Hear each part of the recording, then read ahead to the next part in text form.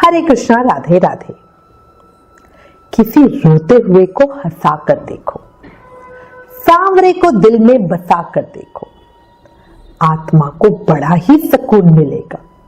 कभी बांके बिहारी जी के दरबार में जाकर तो देखो। बोलो बांके बिहारी लाल की जय, मोर मुकुट बंसी वाले की जय। हमारे बिहारी जी महाराज बड़े ही दयालु है, बड़े ही कृपालु है। अपने भक्तों के मन की पुकार हमेशा सुनते हैं, मगर भक्तों को भी उन पर पूरा विश्वास होना चाहिए, वो भाव होना चाहिए, है ना। याद रखना, प्रभु अधूरा विश्वास, अधूरी भक्ति कभी स्वीकार नहीं करते। बहुत लोग कहते हैं कि हमें भगवान पर विश्वास है, पर ऐसा कहने मात्र से विश्वास नहीं होता। विश्वास तो तब माना जाएगा जब सिचुएशन बहुत खराब हो, पर तब भी आपके मन में बिहारी जी के लिए वो विश्वास हो, आपका मन बिहारी जी पर ही आधारित हो, उसको विश्वास माना जाएगा। क्यों सही कह रही हूं? तो अब आज इस वीडियो में आपको ब्रज के एक महान संत श्री रामकृष्ण दास जी महाराज के जीवन का एक बड़ा ही सुंदर प्रसंग बताती। देखो, जो हमारे ब्रजमंडल के संत है ना, साधु संत, जब हम उनके जीवन के चरित्र सुनते हैं तो हमारे मन में एक प्रेरणा आती है, हमें एक मोटिवेशन मिलता है कि हम भी कुछ करें, है ना। और जब ठाकुर जी उन पे कृपा कर सकते हैं तो कभी तो हमारा भी नंबर आएगा।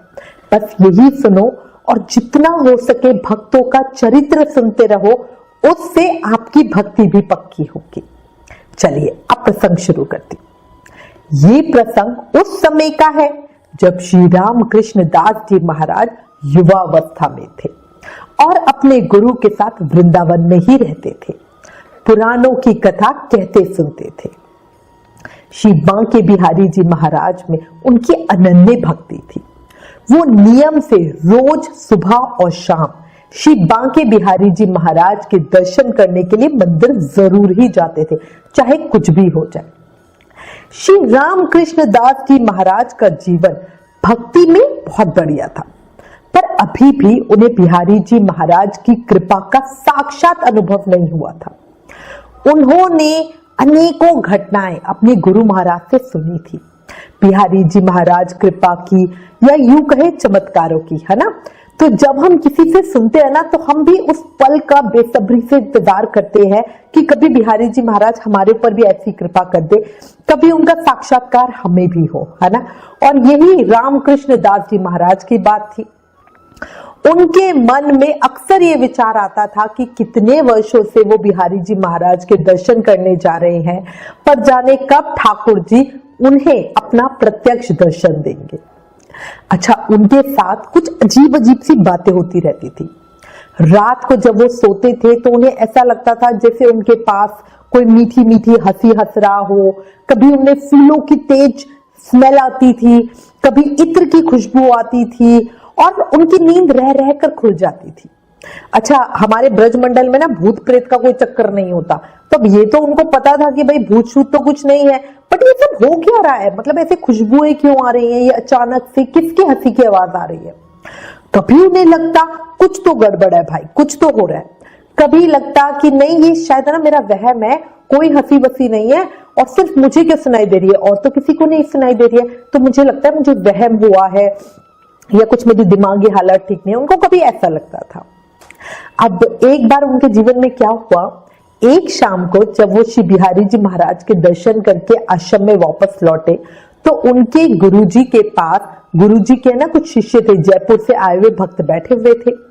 वो जयपुर में भंडारा करवाना चाहते थे। अब जो भक्त थे वो गुरुजी को जयपुर में ले जाना चाहते थे अपने साथ।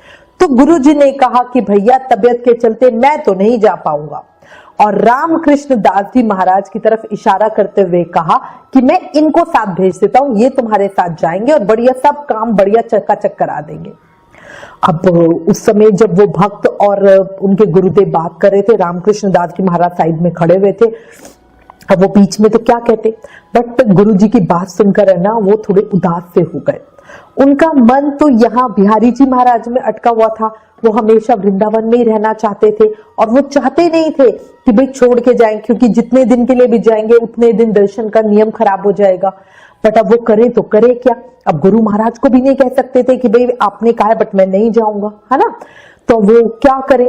फिर उन्होंने सोचा शायद है ना बिहारी जी महाराज जी मेरी भक्ति से खुश नहीं है, इसलिए तो उन्होंने मेरे जाने का ये विधान रचा, वरना ना ये भक्त आते और ना मेरे जाने की नौबत आती। अब वो जो रामकृष्ण दास जी महाराज थे वो कुछ उदास से परेशान से हो गए और भाई बैठ गए एक तरफ, क्या कर सकते थे। अब उन्हें कुछ बिहारी जी महाराज पे कुछ गुस्सा सा भी आ रहा था, बट वो कर ही क्या सकते थे, है ना। अब इन सब बातें उनके दिमाग में चल रही थी। एक मन कह रहा था कि भाई चलो अब जाना है तो जाना ही है, एक मन कह रहा था भाई बिहारी जी महाराज ने किया, तो मतलब बड़ी उथल पुथल सी लगी हुई थी और इसी में वो सोचे जा रहे थे। अब सुबह बाबा को जयपुर के लिए जाना था, वो जाके अपने बिस्तर पर लेटे। उन्हें रात भर फिर किसी की धीमी धीमी हंसी, मीठी महक, बिल्कुल ऐसा ही एहसास हो रहा था। फिर वो सोचे थे नहीं मुझे वहम हुआ है, और पूरा टाइम वो यही सोचे जा रहे थे कि मैं क्या करूं, मुझे नहीं जाना, कुछ ऐसा हो जाए मैं नहीं जाऊं। अब सुबह रामकृष्ण दास जी महाराज उठे और जयपुर जाने के लिए तैयार हुए। उनके साथ गुरुजी ने आश्रम के कुछ और लोगों को भी भेजा ताकि ना जो भंडारे का काम है बढ़िया से हो जाए। अच्छा, जो और लोग जाने के लिए तैयार हुए ना, जिनको गुरुजी ने कहा था, वो तो बड़े खुश थे। भाई जयपुर वाले भक्त की बड़ी हवेली है, बहुत बड़ा भंडारा होगा, जयपुर घूमने को मिलेगा, हवेली में ठाट बाट के साथ रहेंगे, और वो सब तो बड़े खुश, वहीं की बातें करे जा रहे। पर रामकृष्ण दास जी महाराज, उनका मन खुश नहीं था। उनके मन में एक ही बात रह रह कर आ रही थी, हे बिहारी जी महाराज मुझे यही रोक लो, मैं आपका सच्चा दास हूं तो कृपा कर दो, मैं वृंदावन छोड़कर कहीं नहीं जाना चाहता, कृपा करो कृपा करो। और मन ही मन बाबा बिहारी जी महाराज से प्रार्थना भी करे जा रहे थे, कभी गुस्सा भी कर रहे थे, और बार बार उनको बोल रहे थे कि भाई गुरु आज्ञा मैं तो मना नहीं कर सकता, मैं तो अपने मुंह से कुछ नहीं कह सकता, बट तुम तो सब कुछ कर सकते हो। अब भाई सारी तैयारियां हो गई, गाड़ियों में सामान रखा गया, सब जाने की तैयारी करने लगे। पर तभी अचानक जाने कहां से एकदम ही आसमान में बादल घुमड़ घुमड़ कर आए और एकदम ही तेज, बहुत तेज बारिश होने लगी। सभी बड़े हैरान थे कि भाई अचानक से ये क्या हुआ, कहां तो अभी इतनी तेज धूप निकली हुई थी और कहां अचानक से इतनी तेज और भयानक बारिश। अब बेमौसम की वो बारिश थी और उस बिल्कुल एकदम आसमान काला पड़ गया और बिल्कुल अंधेरा सा हो गया। अब उस घनघोर बारिश में गाड़ी चलाना तो बिल्कुल पॉसिबल नहीं था, इसलिए उन सब ने बोला कि ठीक है आज का दिन हम यहीं रुक जाते हैं और अगले दिन जाएंगे। अब बाबा जी को कुछ राहत सी मिली और बाकी सब लोग थे ना, उनको तो बड़ा अफसोस हो रहा था, हाय उनका तो घूमने जाने का, जयपुर में लड्डू पूरी खाने का प्रोग्राम था, वो खराब हो गया। बट रामकृष्ण दास जी बाबा जी वो तो बड़े खुश थे। अब वो सोचे थे चलो एक दिन की तो छुट्टी मिली, आज तो मैं बिहारी जी महाराज के दर्शन कर पाऊं, पर कल तो जाना ही पड़ेगा, ये सोच रहे थे और इस चीज की उनको थी। अब वो थोड़ा खुश भी थे कि चलो एक दिन तो टला, बट थोड़ा दुखी भी थे कि कल तो जाना ही पड़ेगा।